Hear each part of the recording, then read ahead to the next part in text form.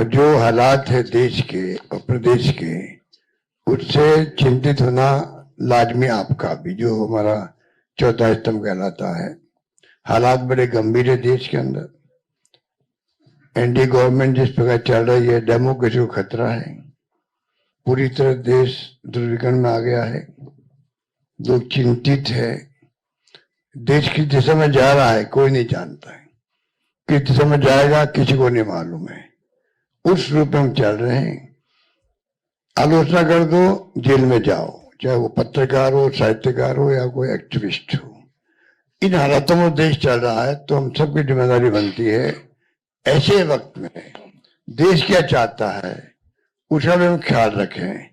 पूरा मुल्क अभी बिहार की तरफ देख रहा है कि बिहार में चुनाव होंगे, किस करवट फैसला होगा।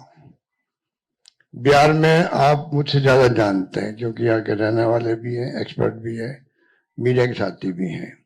हालात बड़े गंभीर हैं, चाहे बेरोजगारी हो, चाहे वो अन्य समस्या लोकल हो जो बताई गई।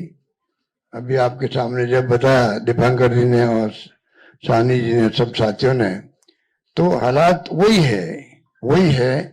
किसान हो, मजदूर हो, आम आदमी हो, छात्र हो, युवा हो, चिंता लगी हुई रोजगार की उसको। और जब हम लोग देखते हैं, पूछते हैं, तो लोग बदलाव चाहते हैं।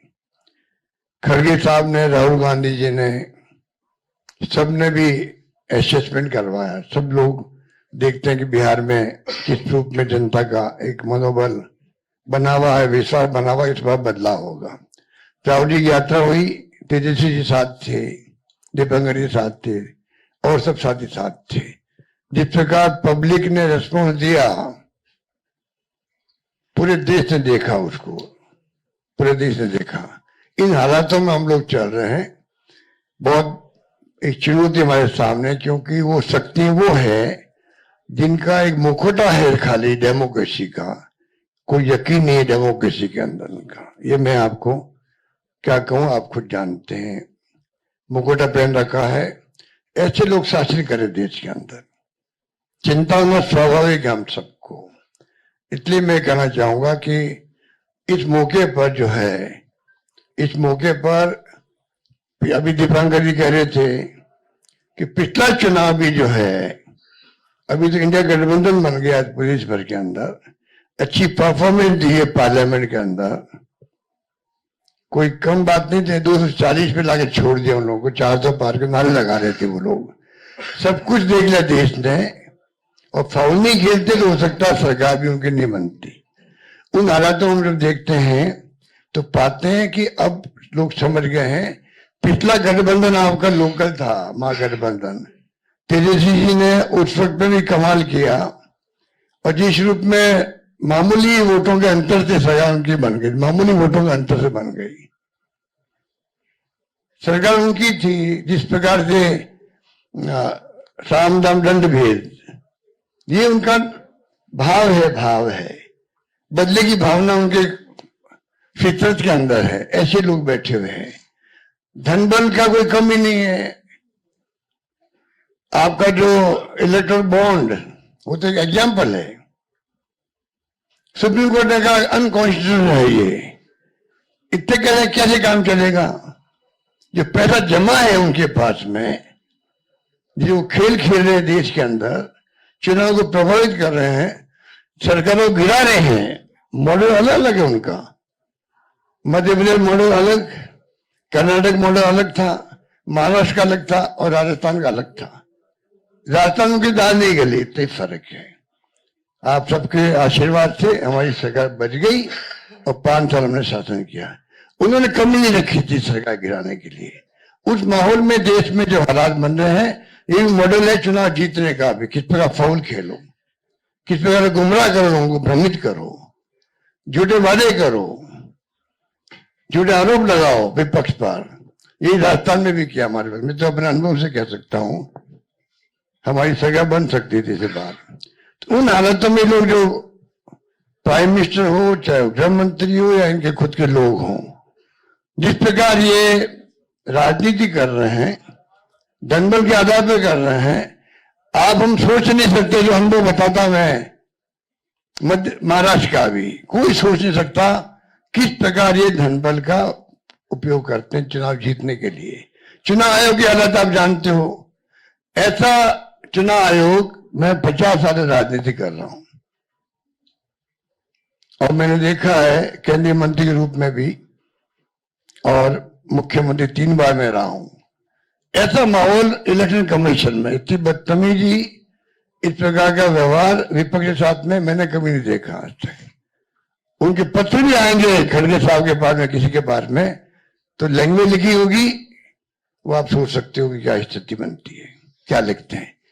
प्रेस कॉन्फ्रेंस करेंगे, क्या आरोप लगाते विपक्ष पे, ऐसा कभी आज तक नहीं हुआ। लोगों का विश्वास उठ रहा है इलेक्शन कमीशन भी, चाइना में भी और रशिया में भी इलेक्शन कमीशन है, वहां पे भी। पर चुनाव वहां एक पार्टी जीतती है, तो क्या हम अपने मुल्क को उस दिशा में जाना चाहते हैं? वो चिंता हम सबको होनी चाहिए, आपको भी होनी चाहिए। इसलिए मैं ये कह सकता हूं, खड़गे साहब, राहुल गांधी जी और तमाम जो साथी बैठे हमारे, इन सब की राय लेकर के हम लोगों ने तय किया है इस चुनाव में अगले मुख्यमंत्री चेहरे के रूप में तेजस्वी यादव जी को हम लोग सपोर्ट करते हैं, जो एक नौजवान है, लंबा फ्यूचर है इनके साथ में। और मेरा अनुभव से मैं कह सकता हूं, जिसका लंबा फ्यूचर होता है पब्लिक उनको साथ देती है। ये नौजवान है, कमिटमेंट रखते हैं।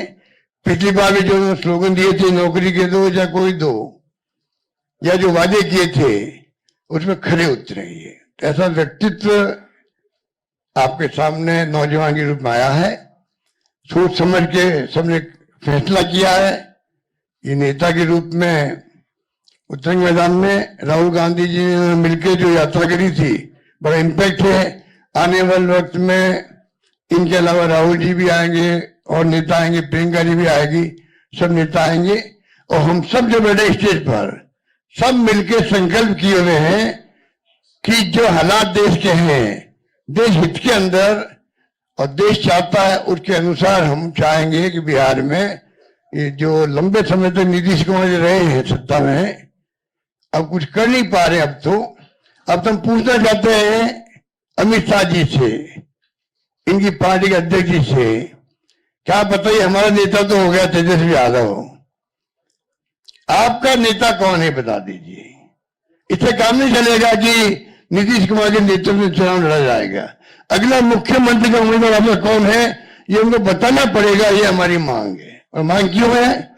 इसलिए है, आपने देखा महाराष्ट्र के अंदर जो शिंदे थे, वो मुख्यमंत्री तत्कालीन, इन नेताओं ने कहा शिंदे के लीडरशिप में चुनाव लड़ा जाएगा, मैसेज दिया गया ये मुख्यमंत्री बनेंगे, और बाद में मुख्यमंत्री बना दिया और किसी को।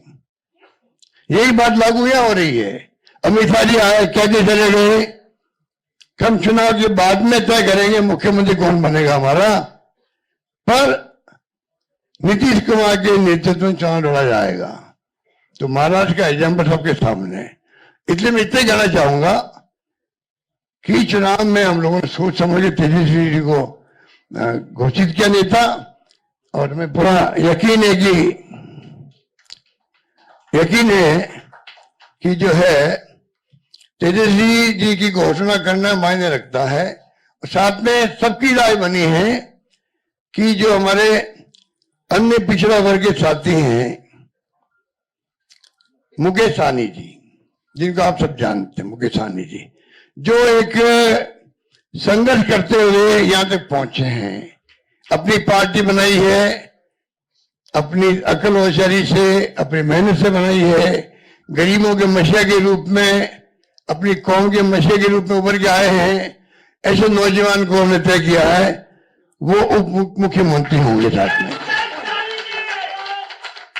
इसके साथ में जो आपके यहाँ बहुत सारे समाज भी हैं, सामाजिक इक्वेशन अलग तरह की है, तो जो अन्य सामाजिक वर्गों के लोग हैं उनमें से मुख्यमंत्री और बनाए जाएंगे, उप मुख्यमंत्री और बनाए जाएंगे। यही बात कह के मैं अपनी बात समाप्त करता हूं। धन्यवाद। शुक्रिया।